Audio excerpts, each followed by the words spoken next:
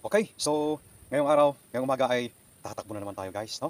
At ito, yan, tamang-tama, mainit yung panahon kasi andyan na si Haring Araw, taas na siya. And, okay, let's go! Left, left, left, right, left, right, left, ha, ha, hu, ha, sige lang, tuloy lang, ang pag-jogging, ha, ha, samahan niyo ko guys, madulas.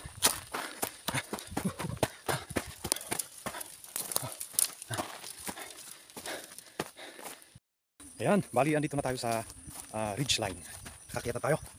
Ayan, so pagaya ng dati, papakita ko sa inyo yung makita dito sa kinaroroonan ko. Ayan, balik tayo. Sa likod natin. Ayan. Okay. Oh, 360 pa. Oh. Sarap ng simoy ng hangin kasi dami pang punong kahoy, mga pine tree. Okay, ulit.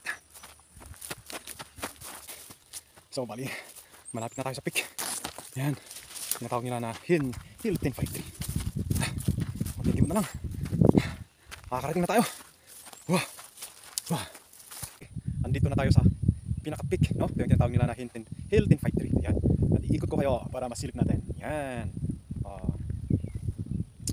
Okay, ikot pa. Di ba? Wala kang ibang makikita kundi kun lang bundok tapos puno ng salong, pine tree. Di ba? Ikot pa tayo.